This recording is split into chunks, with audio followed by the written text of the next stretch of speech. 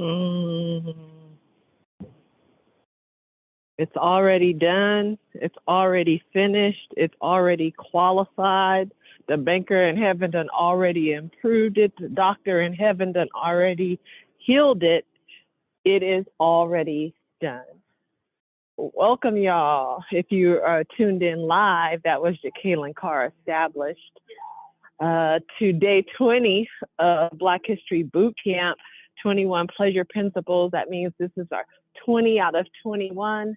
My name is Vanessa. I'm walking in Washington, D.C. I'm on the line and walking with my girl and friend of more than 30 years, CEO of GirlTREK, partner, everything. Morgan, you there? Yes, I'm only 34. I'm only 34. I don't appreciate that. I'm 34 and a half. I'm fine. I got a few baby boots. 30, 25. Okay. Look. Here's how God works, though. Here's how God works. We were just on a conference call together, and I got a text message from the legendary award-winning gospel artist, Brian Courtney Wilson, whose wife, Stacy Wilson, is a member of GirlTREK, and he was appreciating the shout out from Monday's email. And I responded to him. I was like, listen, Brian, you,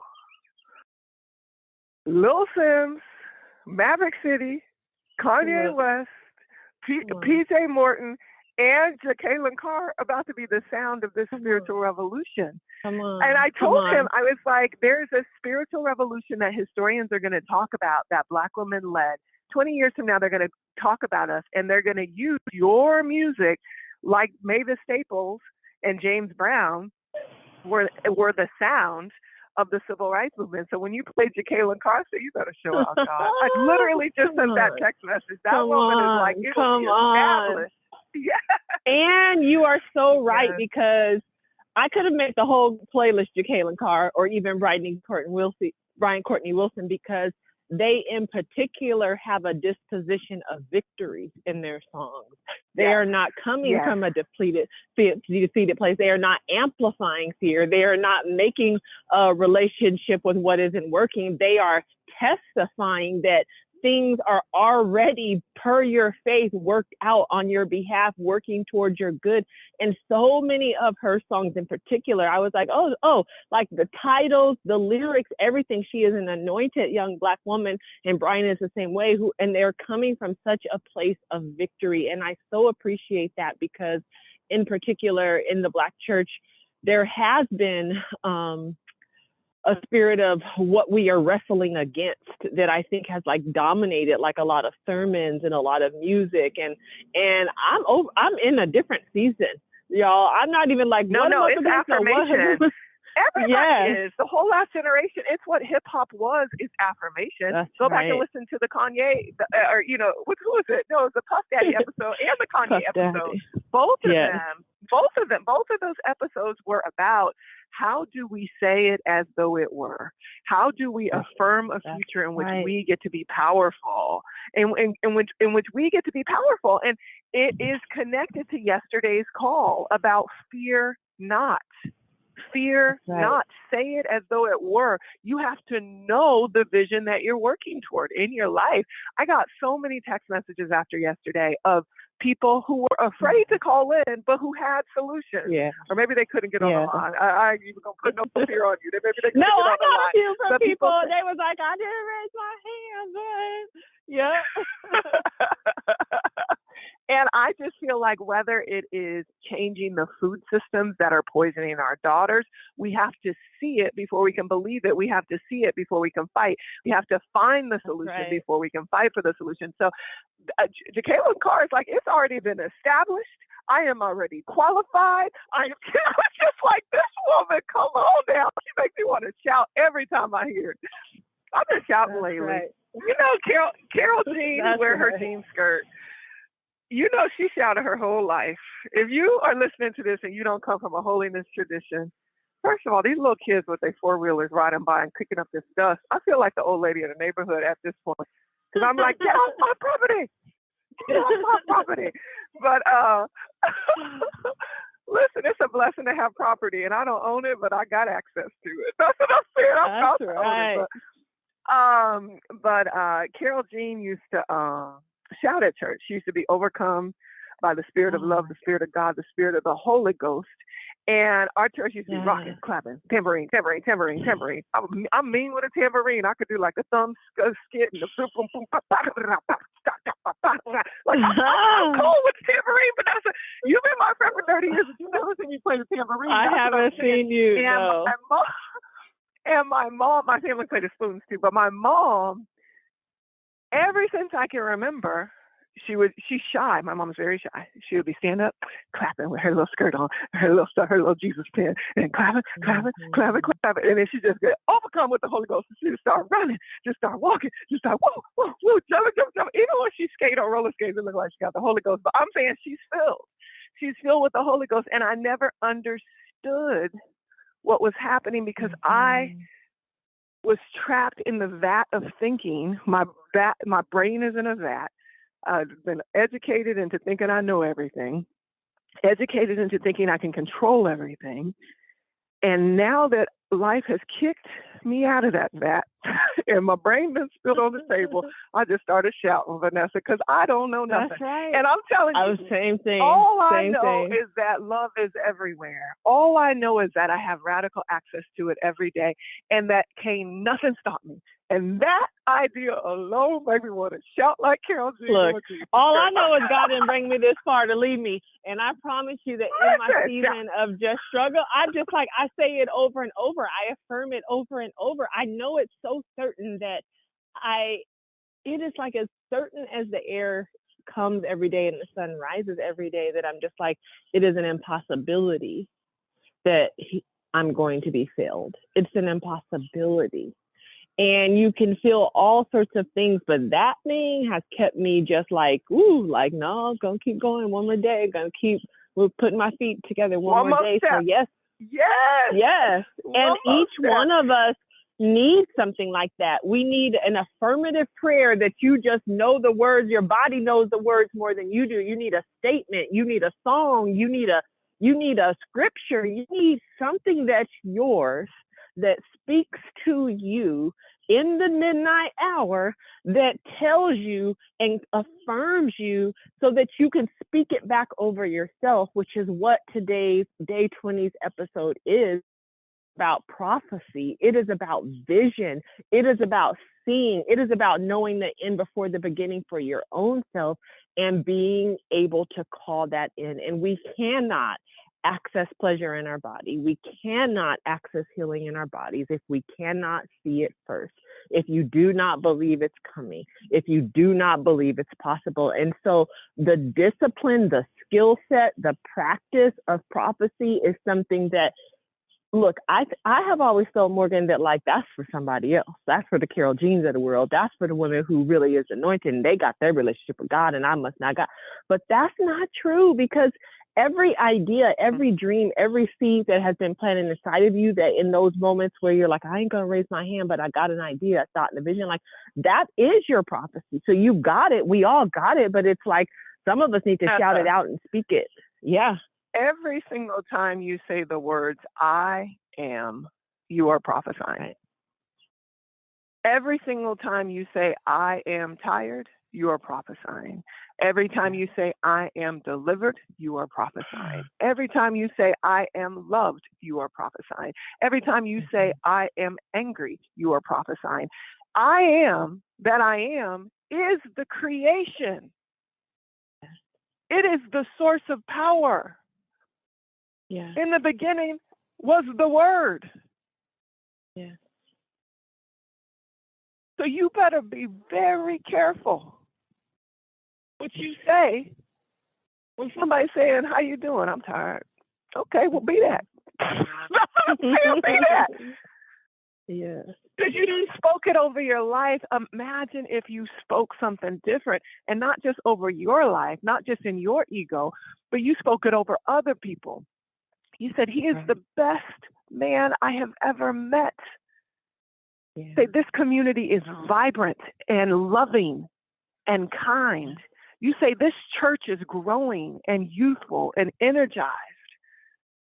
Yeah. And you call it as though it were. You say, my body is healed. My body is healed. And this is not no woo-woo. This is science. That's right. And I'm going to tell you something, now, Morgan, do you because... need to go get your medicine? Yes. Yes. Do you need to tell the truth? Yes. But those things are not in conflict, because first of all, the truth has already manifested. The truth is actually the past.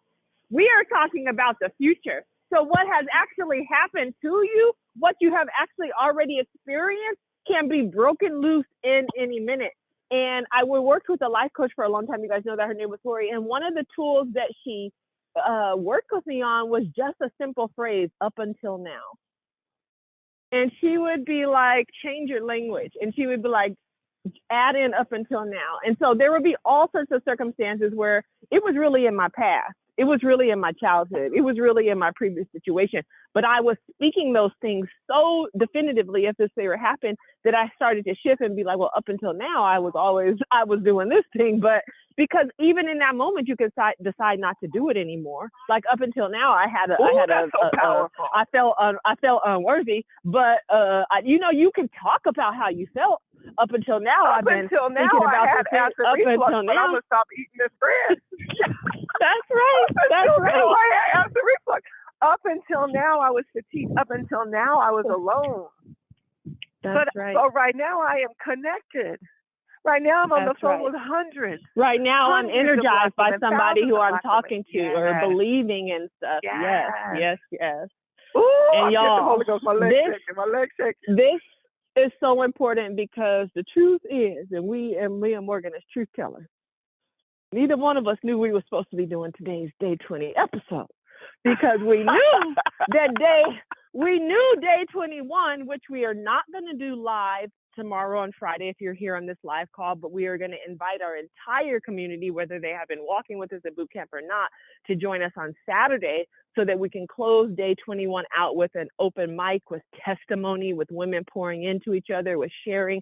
And we're going to do it on the first Saturday of the month in July, because every first Saturday, July, August, and September, we are going to join on the line, Morgan and I, for Sisterhood Saturdays, and just set some intention and have exactly what we're talking about today. Create some vision for our life over the next 30 days and call in the things we want. So we didn't know.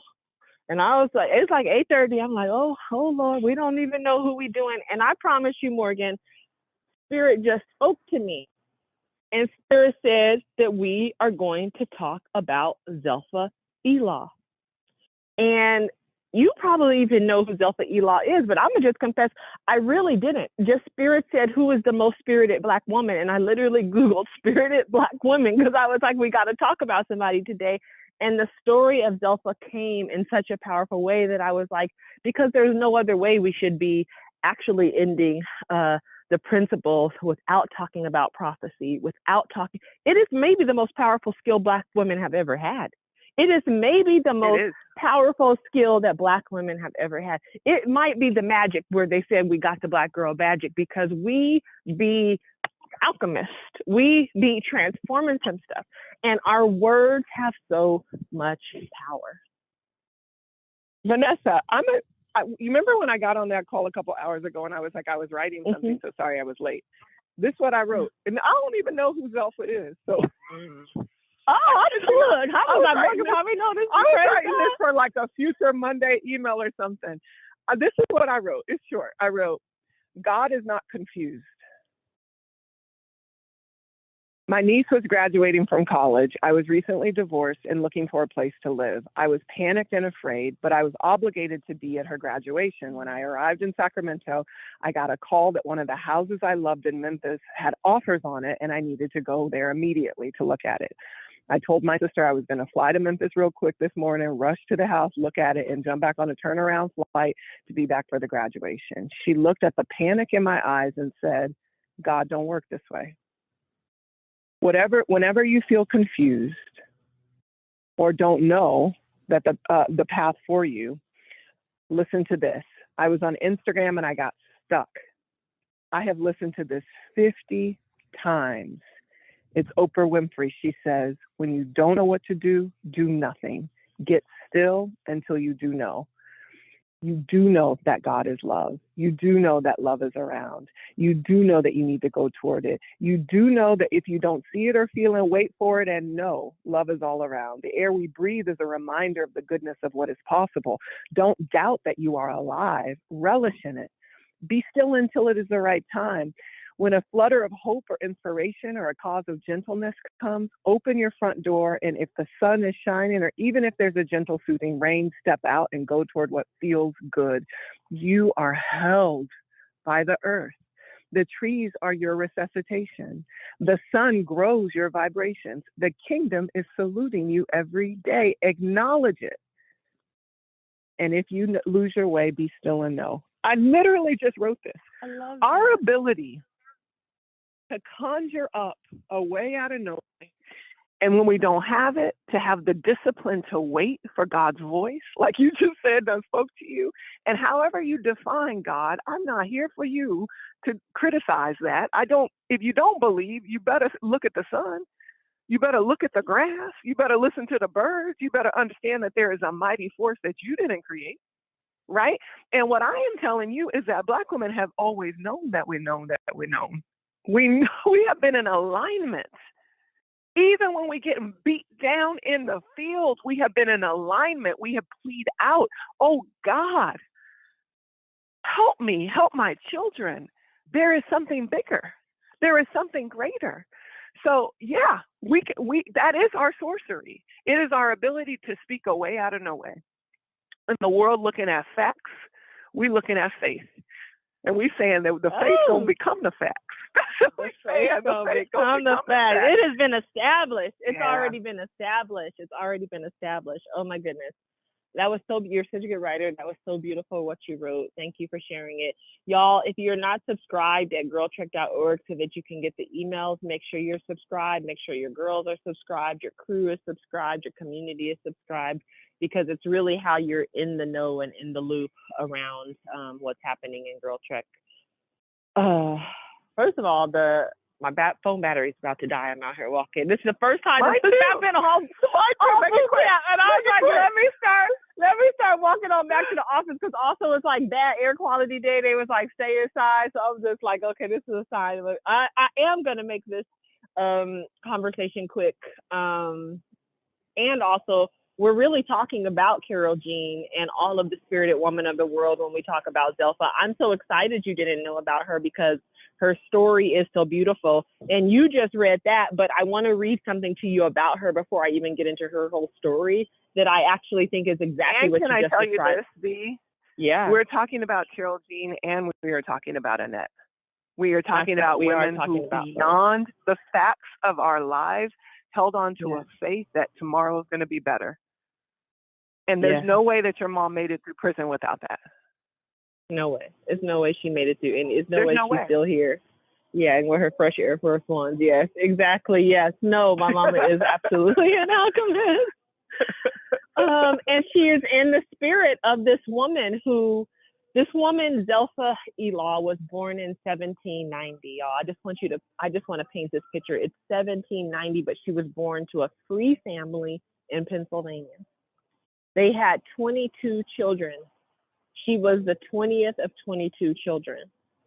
Her mother passed away at 12. In their household, they were Christians, and she said they worshiped loudly and they praised loudly. And it was a big part of her upbringing. Her mother died at 12. Then her father died at 14, and she was orphaned. And a Quaker family in Pennsylvania allowed her to move in with them. And she started to study the Quaker tradition. But she was like, it wasn't like all the shouting that I had in my family. There was something for her to learn, but she said that she didn't feel like it wasn't like the spirit was there for her.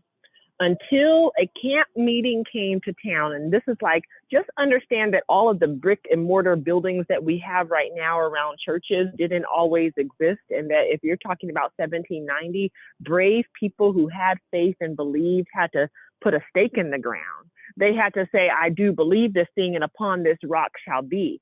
And so before people had the money for churches, they were just doing tent revivals and what they call camp revivals. And so Morgan, the Methodist church, did a camp revival near where she was at. And she went to this camp revival, and she said it was so powerful for her that she then started going back and back and back and really getting herself immersed into the Methodist church. And then at the time, she was like in her mid-20s, and she became so enraptured with these teachings that she felt like she could teach others what she was learning. And so she started visiting people in their homes, like the sick and the shut-in and the early, and just talking to them about the word and talking to them about the Bible. And she was totally fine with this. That's what she was doing, and that's what she felt her calling was. And then her sister Hannah, who also died prematurely, on her deathbed, said, I had a vision, Zilpha, of you preaching to huge crowds. I had a vision of you being a preacher. And she said she ignored the vision of her sister because she was just like, she can't be talking about me. I'm shy, I'm this, I'm that, and I'm already doing my thing in people's houses. And so her sister passed away, and she kept doing her thing in people's houses until she herself fell very ill. And she said she was deliriously ill when she herself had her own first vision. And she said God himself talked to her and said, yes, you will be preaching in front of crowds of people. And then, and I want to read this part from a story that I got about her. It said, after many months, Zilpha recovered and did, in fact, attend another camp meeting. While there, spontaneous prayer and repentance broke out in the tent. She shared with several other Black believers. Some were weeping, others were rejoicing. She said, and the noise attracted hundreds of attendees, Black and white alike. In the ruckus, Zilpha felt an invisible hand on her shoulder and heard a voice tell her to go outside of the tent. Going outside, she felt a sudden internal prompting and began preaching loudly to the crowds around her. Right there in the tent, walked outside. And from that moment, she became a traveling preacher. And they said she had such the fire in her that crowds at first would come for the curiosity because it was so rare to see a Black woman preaching. And they said Black people would come, white people come.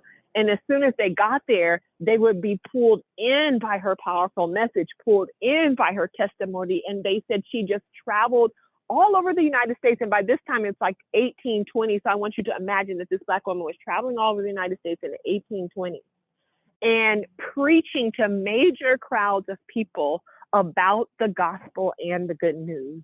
She became so powerful that some people said she was the most outspoken Black woman in the early 1800s, a person who could command crowds, a multiracial crowd, something that was unheard of.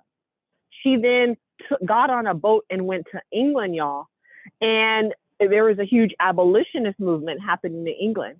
She established a brick and mortar church in the heart of London in 1840, y'all, and then started traveling all over England, preaching the gospel and the good news, and crowds would come everywhere.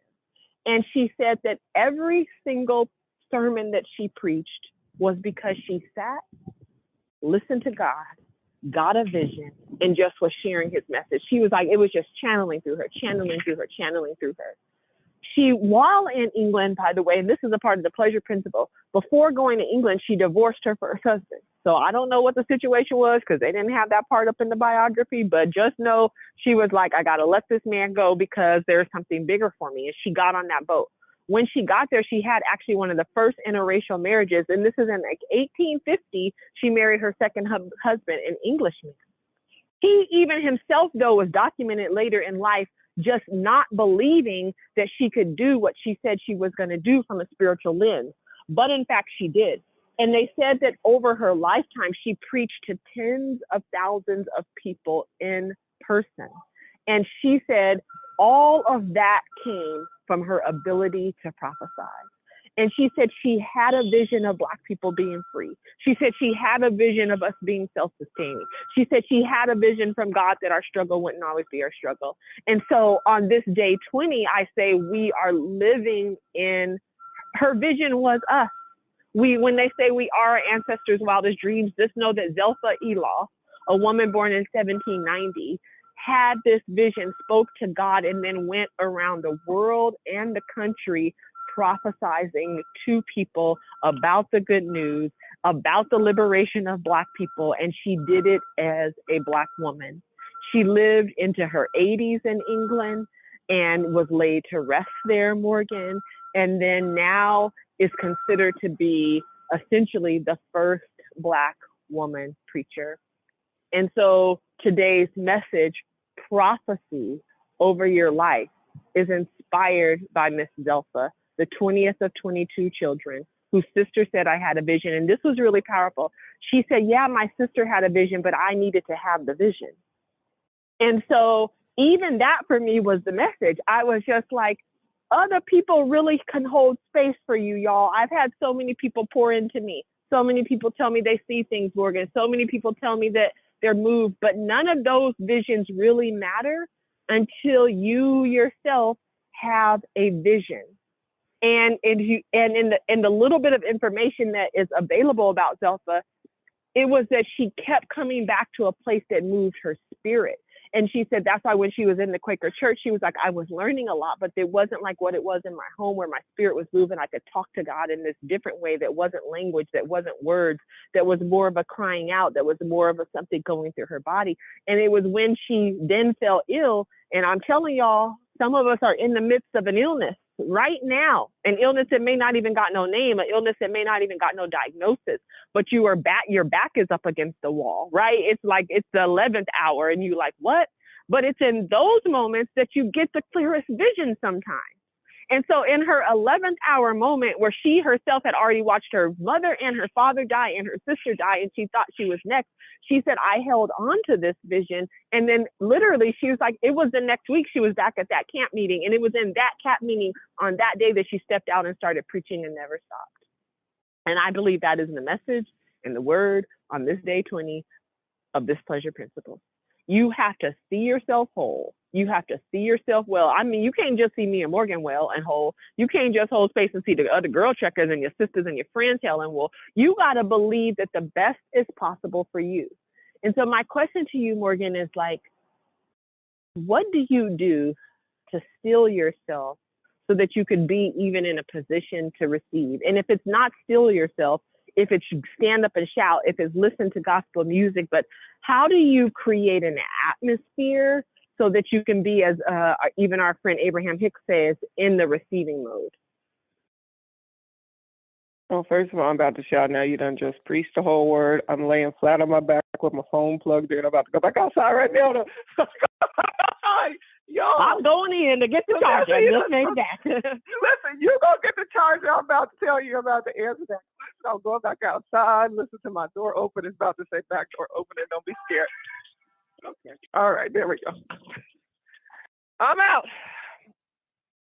Vanessa. Yes. That was a whole word. That was a whole word you just said. And I'm from Zilpha Elaw, a woman whose name I didn't even know 5 hours ago. Like I promise you guys, women. Elaw. You got to prophesy over your own life. Here's the thing I know for sure. The first answer to your question is you have to surround yourself with spirit-filled people. But don't let that trip you up, because other people can have a vision for your life.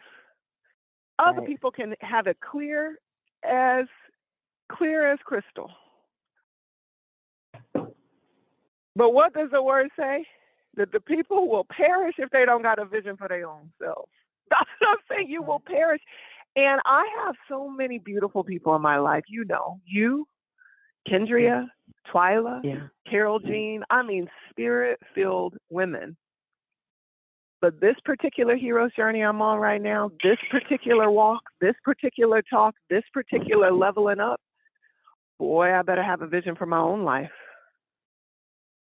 Mama can't do it for you. Sister can't do it for you. Friend can't do it for you. And in fact, sometimes their fear, their pain, their love for you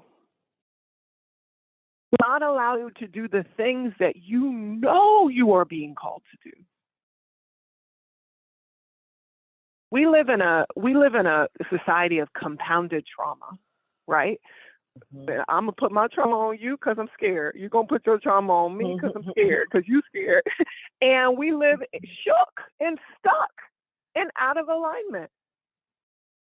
So sometimes when you have experienced population level trauma, as Black people have, it requires a hero. It requires a Harriet Tubman to say, I see all of the facts. I know that we were all stolen. I know that we were all subjugated. I know that all of our rights were taken. I see the facts. I know our families were broken. I understand the prison industrial complex. I understand Black Lives Matters and police shooting our babies in the face. I understand the facts. And I see a vision that is bigger, bolder, beautiful, and I can feel it. I can taste it. I can hear it. And if can't nobody else see it, I can. And unless you can get in that posture of praise for what is already happening for you, of gratitude in your grief, of understanding what satisfies you and saying more of this, God, there ain't no way you can be the next Mary McLeod Bethune where you breaking through barriers. There ain't no way that you can figure out how to make a way out of no way. There ain't no way you can practice fearlessness if you can't see it. So sometimes what I do, Vanessa, is turn down the voices of everybody else. I really do. Sometimes it's what Oprah says. Sometimes I get really silent. Sometimes I go days without talking to people. You know that. You know it's why I'm living on a farm right now. Because I have to turn down the naysayers. I have to turn down the people who say GirlTREK ain't good enough. Half of them saying we ain't good enough, we ain't big enough. Other half is saying we too big to support you. I have to turn all that down and say, we have already overcome the world. You can't tell me that 1.3 million Black women walking, talking, and solving problems together ain't already the solution.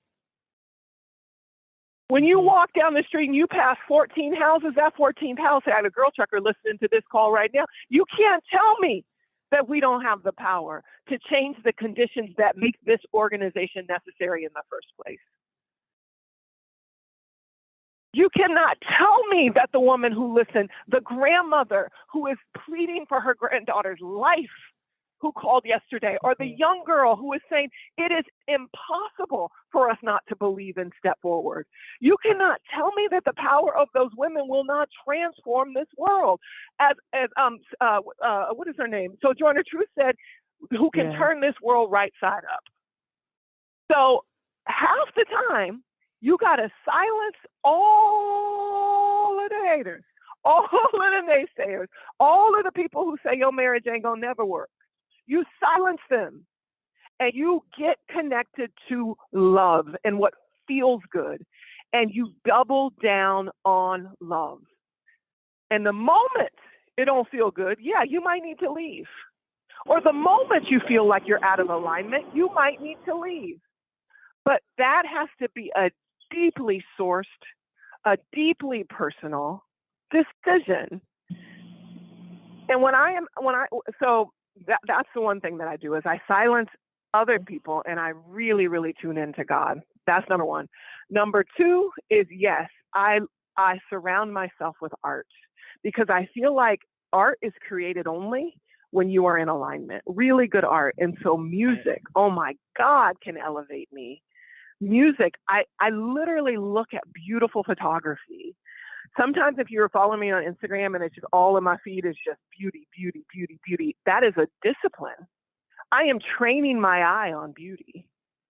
I am training my eye on liberation because there is destruction all around. I am training my eye on light. And then the last thing I do, Vanessa, is I am impeccable with my word. I just refuse to speak destruction over the people I love. I refuse to speak destruction over myself. And that has been the hardest journey, because I come from a legacy of gossipers. I do. Yeah. I come from a legacy of people who are afraid of optimism. Yeah. And I know that might sound counter, but I'm saying, like, you can hold faith in God and then dismiss everybody around you. And it's this sort of toxic faith, right? Where you are not doing your neighbor as yourself. You're actually deferring to this greater power, and then being mean to the people around us. And I had to break that curse over my life. I'm not afraid for the people around me to be good. I'm not afraid because I'm not dependent. What you do has nothing to do with me. So I wish you well. And your wellness has everything to do with me, which is I know that sounds crazy. I don't know if it sounds crazy. It don't sound crazy. It's the truth. What I'm saying is I want to be. I don't even want people to see me, Vanessa. I want to become so porous to all that is good around me, to the Tyrenes of the world, people who are just light. I want to be so connected to that. I want to be so focused on supporting women like Tyrene and Siobhan. Women, I want to be so focused on that everything else dissipates. And then I want to be so focused on it that I become I become radically connected to everything that is good, and nothing else matters. Who did this to this person? I don't even have space for it. That my days are filled up with good.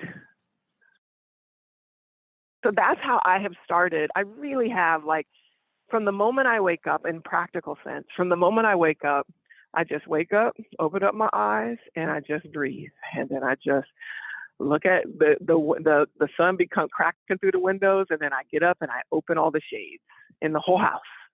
Front door, shades, just let the light in. Then I listen to one of my apps for pause, like something, give me something, God, for my brain start coming back. Yes. Thinking and worrying and panicking and stuff. So I listen to something that's positive. It could be music, it could be whatever, I go for a walk. And I oftentimes leave my phone at home unless I want to play something like Brian Courtney Wilson, something like Jacqueline Carr. Jacqueline Carr, I think is her name. Jacqueline Carr.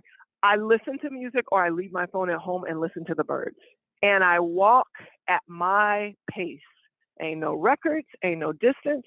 I just walk 15 minutes out. I pivot, go 15 minutes back because I got a call. And I know where that 15-minute mark is, at the end of the block over around the corner. And I come on right back and I get on the call.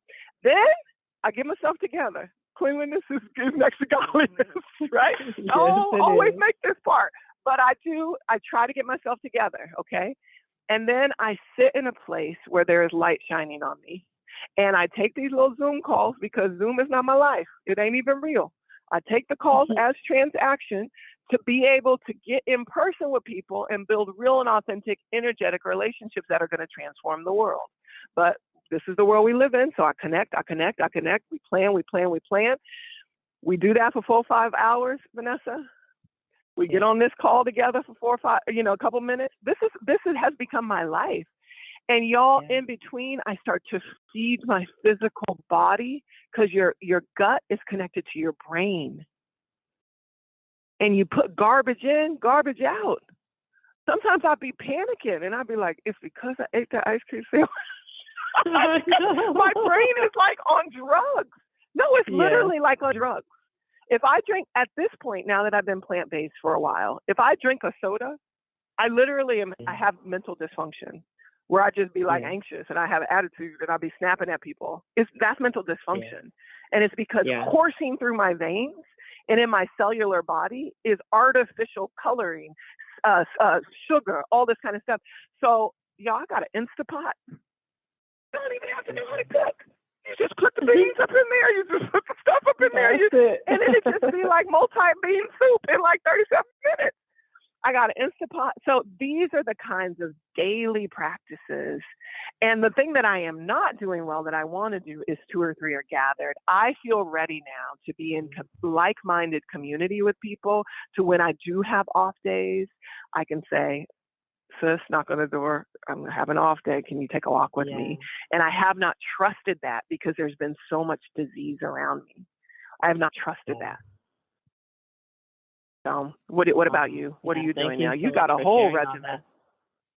Look, well, part of my regimen is it's a toolbox more than a regimen.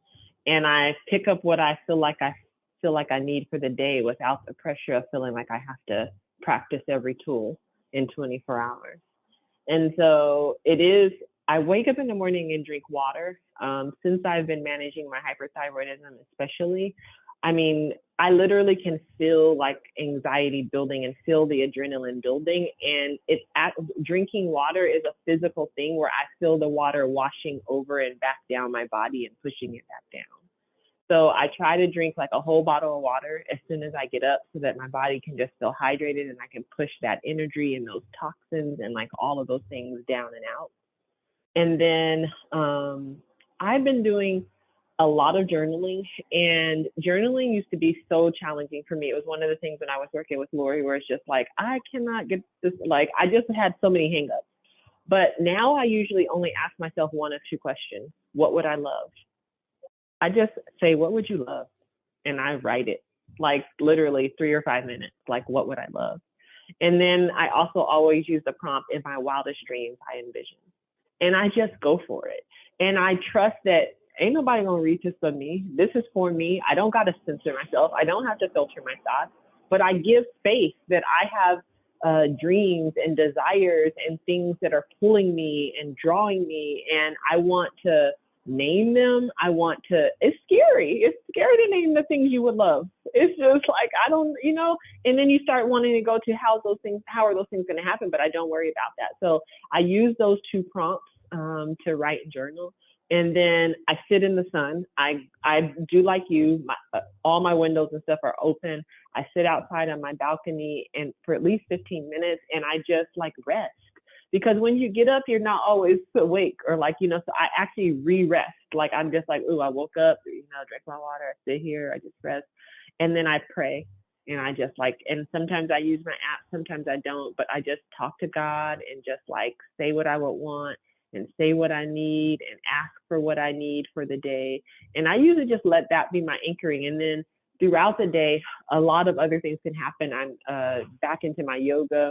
My walks have been just amazing. I'm really intentional about like where I can walk to, and I love walking by myself, and I don't usually listen to music anymore. I just love the sounds of just like the city, the people, the laughter. And I was like, this is why you moved here. It's exactly why you actually decided to live in the city. And I was like, if you want to quiet or you want something else, go there. But if you came for this, then embrace it instead of every time you go out for a walk, closing it out because you put on something else to listen to.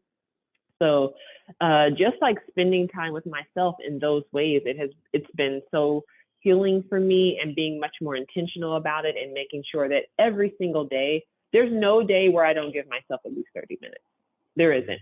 And lately, actually, since I got back from North Carolina, I told you that one of the people there was this woman named Octavia Rahim, and she has a really great book that I can't even think of the name of, but the subtext is Stillness Practices for Courage.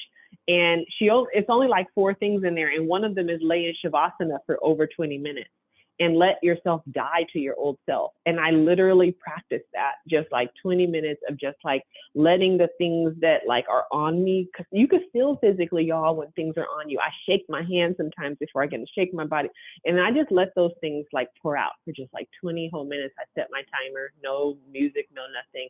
And then I roll over to side position pose, because that's the luminal space. That's the transition before you enter back in. And I reflect on how my body feels in that moment and what did I do and what thoughts and emotions came up. And then I get back up, and then I'm ready to more enter into the world, feeling like I'm more aligned and connected with who I am and myself. And I feel so much clearer when I do that. That's so powerful. For people who don't know Savasana, it's literally just laying in repose. It's just laying on your back with your palms facing up and just in kind of ultimate receiving mode. And yogis believe that that is the opportunity to die to everything that came before. It's all connected to this conversation and what you were saying, like up until now, you died to up until now, and you decide to receive what is possible for you in this moment. And my God, just lying down in that resting pose is so powerful. And then rolling over onto one side, which is like fetal position. It is a position of surrender. It is a position of also rest, so that you can then transfer up into a standing position. And, that's beautiful, because if you think about what we were talking about with grief, that, that grief is gratitude, that saying, I'm grateful for what has happened up until now, because it made me aware of what I want in this moment. And letting that go and knowing that death is a part of life, that cycles, that the world gets dark every day and then the light comes back. And that these kinds of cycles, if we understood it, we wouldn't be so afraid. We wouldn't be so afraid. Right. And so, that's right. It is a good way to practice fearlessness. And we know that fearlessness is on the other side of love. Right? And fear is on the other side of love. And if we talk about God is love, then what we're trying to do is get in alignment with being alive, being in love, having life force coursing through our bodies. And sometimes we got to get rid of that fear in order to do it. So I loved the visual of you can feel, what's on you. You can feel and you can shake it off and you can die to it and say, no, I don't want that anymore. Don't want that anymore. And today is different, and I'm going to talk different. I'm going to look different. I'm going to smell different. I'm going to be different.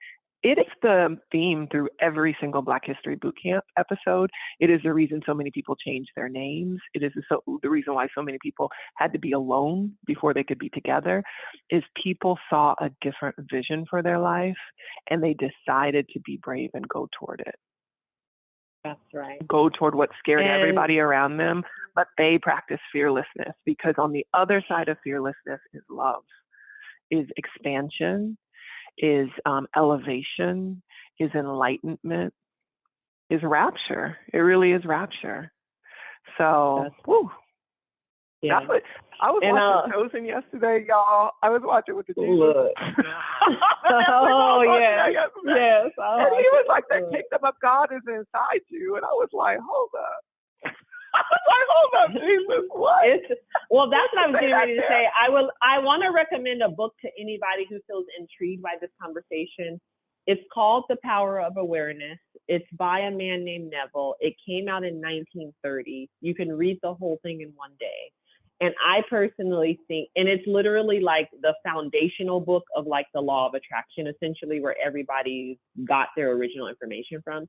But what I love about The Power of Awareness in particular is that each small chapter uses scripture so well to explain the creative energy that we have in the I am, to explain the concepts of the renewing of our mind is really the renewing of the world, because when you renew your mind, you really bring new ideas and new work. To explain that it's actually, even, and we've talked about this, it is actually, sin is to use your creative energy to think about the things that could go wrong when you know that God force is creating so good. So why would you use your energy in that way? Like, it's so powerful. And I think it's like a good book for people who are just starting out in this space to say, how do I harness all of this? How do I start to prophesize over my life? What does that look like? So I would highly recommend The Power of Awareness by Neville as a book that people People can, finish the sentence. Oh, no, I don't even know what the sentence was. It was like, people can't read. I'm sorry, friend. I was excited about it, and I was thinking, what do you think all of this, the power of awareness, kind of divine manifestation, prophesying over yourself, what does all this have to do with health? Everything. Because I know there's some people out there who are thinking, how did I get involved in this? I signed up for a health movement. Like, what? Like, what is well, this? First of all, let me Black add. women is dying from heart disease. Like, not this, heart disease. Black women are dying from diabetes, not this, not a lack of faith. And so I'm curious to your answer to that. Yeah. First of all, I like to tell this story because I feel like it illustrates, it has nothing to do with health, but it's quick. During Albert Einstein's time, of course, he's a genius. He was creating all these theories, so smart. Most of all his theories still stand today. But he had an arch nemesis. The guy lived somewhere in Europe. And the guy believed that there was an additional theory, right? And I can't even try to name to you what the theory is, but Albert Einstein was like, that's impossible, blah, blah, blah. So that guy got crushed in history because Albert Einstein was so big, and he was like, this guy's absolutely crazy. But what that guy believed in is actually the whole foundation of FaceTime. It is how we're able to just somehow use this little device, get on the device, and it's transformed our world, right? Like video and Zoom and all those things was what he was saying about the molecules and the this and that. But Albert Einstein could not see that part. So I'm telling you this now about the medical field in particular, because there's a great documentary that I've recommended a couple of times. It's called Heal. It's on Amazon Prime. Maybe start there. But scientifically, the science community is catching up to this 1930s Neville book to say that actually physical transformative healing, and they have studied this on all sorts of animals, we can regenerate our organs, we can regenerate our cells, we can heal ourselves from terminal and chronic diseases. The power of the mind to heal is your most powerful actual tool.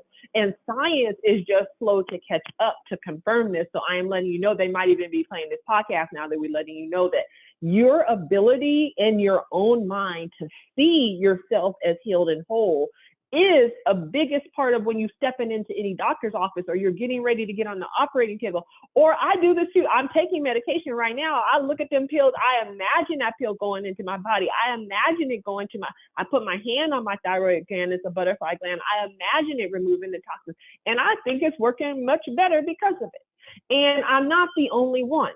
And so like Heal is a good documentary it has like so many evidence-based examples to show that we just don't understand yet how the mind is so intricately connected. And it's, by the way, not just your brain, because most of the research is showing that the most intelligent mind we have is our heart. And so from when the people are telling you to open up your heart and move from your heart center, it's not just yoga and woo-woo stuff. It is actually the science telling you that your heart and your brain are in such communication, and that when they're out of cohesion and sync, there's major problems, because your heart is the one that is communicating to the rest of your body what the hell it should do. And all of these things are connected to your mind. And you heard that whore was like, yeah, so I'm just letting you know, it is so powerful. It is 100% connected to our physical bodies. It is 100%. You have to talk to your heart if you have heart disease, y'all. Yes, you got to walk. You got to cut down on the saturated fats. And also you need to talk to your heart. You need to physically open your heart up so that it can stretch itself out and get more pliant. You need to see the cells working together. You need to know that the blood vessels are flowing, and you have to speak real life over those things. And so for me, that's what it has to do with our health, is that we especially, let me tell you something about exhaustion in particular. There's no vision that you can create from a space of exhaustion, hardly. It's like you're just so tired that, like, literally what I even said of what I do to get into my still place is like, you have to physically rest your body so that your mind can even open up to imagine these things. So going on a walk is putting your body into a posture of even rest and homeostasis and like a rhythm, so that your brain is not firing off 1,000 thoughts a minute, so that it can take a break, so that your heart can take over, so that your heart can start to do the thinking for you, so that your feelings, when you start to address them, this goes back to grief, can feel differently and speak to your body and say, you know what, we're good. There is no threat here. I'm okay.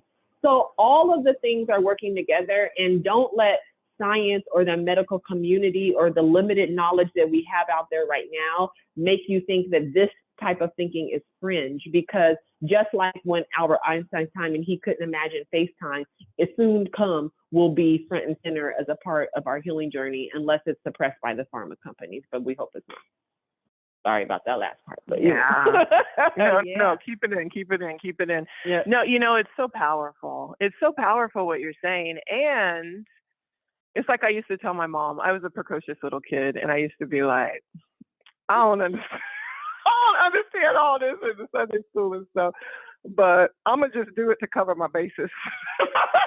I gotta just do it to cover my bases, because I feel like the stuff is so basic. What we're saying is, speak life over yourself. Don't speak destruction over yourself. It's so basic. So just try that maybe for a day. That's right. Try not saying nothing negative or nothing dark over yourself or nobody else, and see how you feel. And then on the other side of like Western medicine, try walking for a day. See if you feel better. If you don't, just sit on the couch and see how that works for you. See how that works for you. See if you feel better or worse. Sometimes you do need to sit on the couch and rest. So part of it is following your bliss or surfing your satisfaction, doing what feels good for you. And it's funny. We talk a lot about my ex-husband, Keith, Dr. Dixon, shout out to you. We love you so much. And he went to all this school, 20 years of school, medical school, residency, all this stuff. He's a doctor, internal medicine, whatever.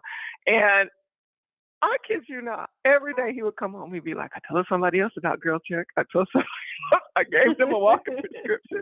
And I would be like, out of all that training you got, this is your answer this is what you got to give to these people, because it works. There's also like this notion of positive thinking, but also like being connected to what is the kingdom of being alive, right?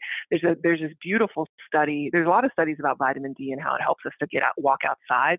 There's a study that was in Japan where cancer patients walked in an old growth forest.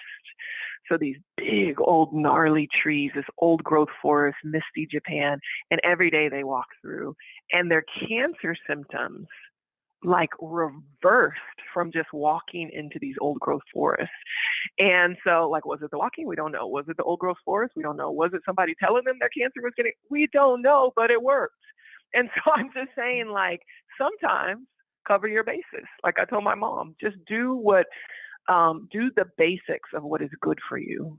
Do the basics of what is good for you, and then see what works for you. So I'm so grateful for this call. Prophesy over yourself. Call it as though it were. Say what needs to be said over Speak sweetly to yourself. Speak sweetly to those you love.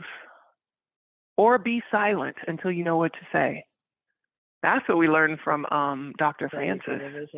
Yes, that's right. You might not have a vision right now. You might not know how to speak without speaking just ratchetness over other people. I got some people in my life like that right now, Vanessa. They just don't know how to talk to me. So just be silent until you can say something kind. Just be silent until you can say something kind. I was telling Vanessa that there is a particular woman here. I live in a very special community, but it is a community that has tenfold everything that has ever happened to us on this tiny island of Black people who have been on the front lines of fighting for freedom. And so you think drug addiction, you think verbal, physical, emotional abuse, you think just every single thing that is ailing our community is compounded. And I was telling Vanessa that there's a young woman here who is literally screaming at her daughter. Every profanity. I mean, masterfully cussing her daughter out to where the neighbors are looking out of their houses. She cussing him out like a grown man who assaulted her. And I was just like, I couldn't stand it. I couldn't sit by, and I just don't know how not to sit in judgment of it. And I'm working on it because it's not my job to judge. It's not my job. I have to treat her with loving kindness, even still. People can feel when you're judging them. And I was sitting there 100% judging her in my silence. But I thank God that I knew to be quiet. And I just was like, but then I'm thinking, well, who's going to rescue this little girl? Well, I didn't have the pathway to rescue her now, but I have some ideas now. And part of that idea is for me to be such a face of what is good that she wants to be more like me, the mother. or the daughter, because you can't battle wickedness. I'm not in shape to fight the devil or to fight fear or to fight generational trauma. I'm not in shape. I'm one person, but I can inspire. I can light ways. I can practice goodness and gentleness and patience.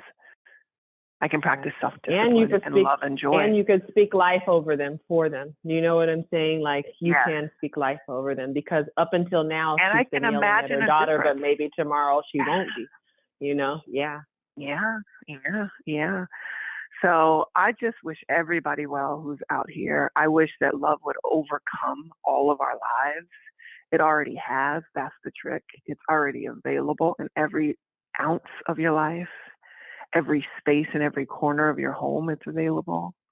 Every step you take on a path outside, you can step and be held by what is good, by what is whole, by the sun that comes up every day. Like you can be held by that rhythm. You can be held by that consistency. And I'm just grateful for that, Vanessa, because the world will tell you otherwise. The world will tell you that you're dying fast. Get this pill, eat this, do this, watch this doomsday. And I'm saying that fear is a lie. Fear is a lie. I think it's a good way for us to even end this conversation. Fear is a lie. And everything you speak over yourself, speak it from a place of real vision and love for who you are and faith that anything you want can come to pass. Meet us at 9 a.m. Pacific time, 12 p.m. Eastern time for the conclusion of 21-day Bootcamp and our first Sisterhood Saturday broadcast. And an important announcement, think about, reflect on any gems, any ahas, any questions, any feedback, anything you want to share on the line, because we're going to open the lines and feature you on Saturday. So go back over your journals, go back over what you texted your friends, and share any knowledge or any breakthroughs or anything you heard, so that we can start to prophesy over this movement and say what will be done, and share with a broader group who will be with us on Saturday. So that's it, everyone.